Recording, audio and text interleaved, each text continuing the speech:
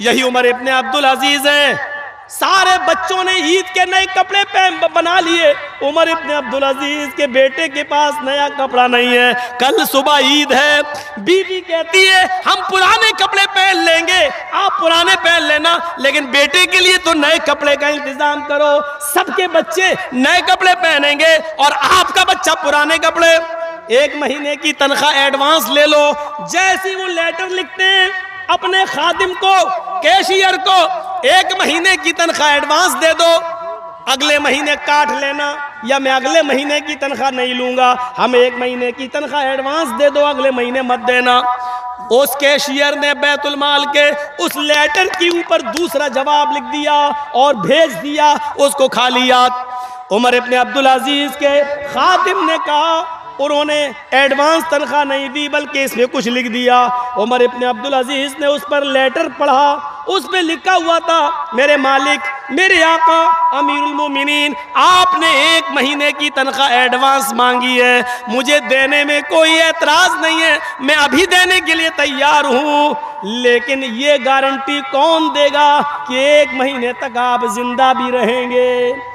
आपको 1 महीने की तनख्वाह दे दी, कल या परसों अगर आपका इंतकाल हो गया तो पेशगी जो इनकम गई है, पेशगी जो तनख्वाह गई है, वो बैतुल माल में वापस कौन करेगा, उसकी जिम्मेदारी कौन लेगा।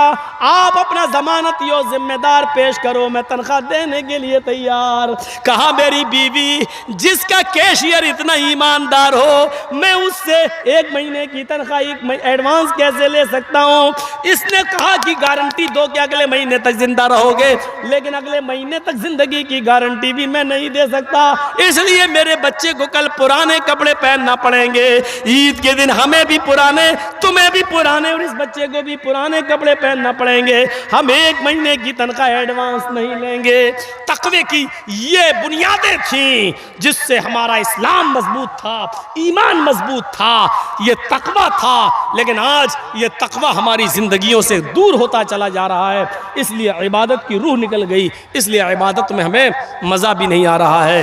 हजरत उमर इब्ने अब्दुल अजीज की बीवी हामिला है, उमर इब्ने अब्दुल अजीज की बीवी हामिला है, पेट में बच्चा है। मेरी माँ सुनो, तुम्हारे मतलब का वाक़या है, मेरी बहनों सुनो, तुम्हारे मतलब का वाक़या है। हजरत उमर इब्ने अब्दुल अजीज की बीवी के पेट में हमल है, लेकिन 4 दिन से खाने को कुछ नहीं मिला। कहने लगी मेरे शौहर, पेट का बच्चा भूखा मर जाएगा, जब माँ खाएगी तभी तो बेटे को लगेगा, जब माँ को कुछ नहीं मिलेगा तो बेटा कहीं दम न तोड़ दे, क्या होगा। कम से कम मेरी फिक्र ना करो तो इस बच्चे की फिक्र करो। हाँ मेरी बीवी, अभी तनख्वाह मिलने में देर है, अभी तनख्वाह में देर है, अभी महीना पूरा होने में देर है, जब महीना हो जाएगा तो मुझे बैतुल माल से वजीफा मिल जाएगा, रुक जाओ, कुछ दिन सब्र कर लो, कुछ दिन। इस दिन में इस बच्चे का क्या होगा। 4 दिन भूख और प्यास से बर्दाश्त करने के बाद अपनी लौंडी, अपनी खादिमा को रात में भेजती हैं, बैतुल माल चली जाओ, 1 प्याला दूध ले आओ, उससे ये कह देना जब महीना पूरा हो जाएगा, जब महीना पूरा हो जाएगा और मुझे बैतुल माल से जो वजीफा मिलेगा तो 1 प्याला दूध आपको वापस कर दिया जाएगा, अभी उधार दे दो कुछ दिनों के लिए। उमर इब्ने अब्दुल अजीज की बीवी के पेट में बच्चा है, डर है कि कहीं वो बच्चा मर न जाए पेट के अंदर, इसलिए 1 प्याला दूध उधार दे दो ताकि वो पी ले और उस बच्चे की जान बच जाए। खादिमा लौंडी बैतुल माल जाती है, बैतुल माल के कैशियर ने 1 प्याला दूध उधार दे दिया, चलो जब महीना पूरा होगा बैतुल माल से जब वजीफा मिलेगा तो ये दूध वापस आ जाएगा। वो चलता ही है, हमने आपको उधार दे दिया आपने मुझे, लेकिन ये दूध का प्याला लेकर जब अंदर आती है, आगे सुनो तकवा देखो, जब दूध का प्याला लेकर ये अंदर जाती है तो उमर इब्ने अब्दुल अजीज कुएं के पास बैठकर वुजू बना रहे थे, तहज्जुद की नमाज पढ़ने के लिए उठे थे। उन्होंने दरवाजे से आते हुए किसी को देखा तो कहने लगे कौन। लौंडी समझ गई अब तो पकड़ी गई मैं, कहने लगी मैं आपकी खादिमा, तुम वहां कहां से आ रही हो रात में। कुछ नहीं, कहीं नहीं गई थी। ये तुम्हारे हाथ में क्या है जिसको तुमने ओढ़नी से छिपा रखा है? उमर इब्न अब्दुल अजीज आगे बढ़ते हैं, कहने लगी कुछ नहीं है, पानी है। आपकी बीवी पानी पीने के लिए मंगा रही है, पानी पीने के लिए मंगा रही है, तो कुआं तो यहां था, तुम दरवाजे के ओर से आ रही हो, दिखाओ जरा ओढ़नी हटाओ।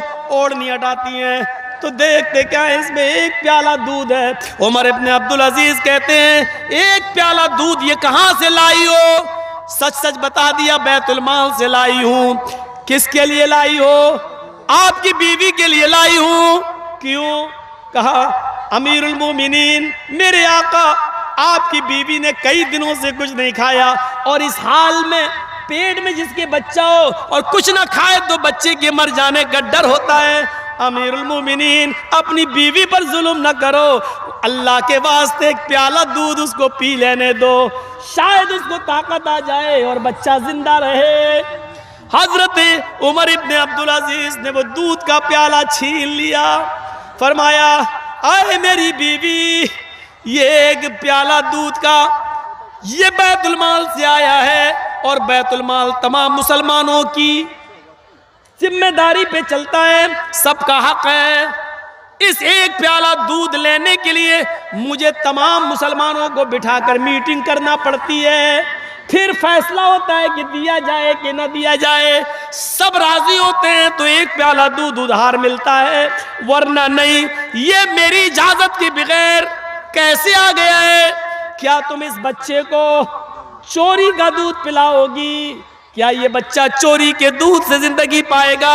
मुसलमानों की अमानत में खयानत वाला माल इस बच्चे की ताकत बनेगा? ये दूध तुम्हें नहीं मिलेगा।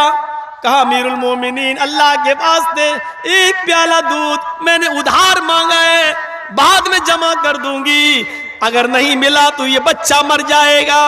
जवाब सुनिए, आए मेरी बीवी, इस बच्चे से कह दो जो तेरे पेट में पल रहा है, इस बच्चे से कह दो बेटा, अगर मुसलमानों की अमानत में खयानत के माल से तेरी जिंदगी बचती है तो नहीं चाहिए मुझे ये बच्चा, मरता है तो मर जाने दो, गिरता है तो गिर जाने दो, मुझे अपने बच्चे की जो पेट में तेरे मरना गवारा है उसकी मौत गवारा है, लेकिन मुसलमानों की अमानत में खयानत गवारा नहीं है, इस बच्चे को चोरी का दूध पिलाना गवारा नहीं है, नहीं चाहिए मुझे ये बच्चा। मेरे भाइयों, ये तकवा था। कौन सा तकवा था? कौन सी बुजुर्गी थी? आज ये सारी चीजें हमारे अंदर से कहां चली गई? आज हमारे अंदर से ये तकवे की बुनियादें कैसे निकल गई?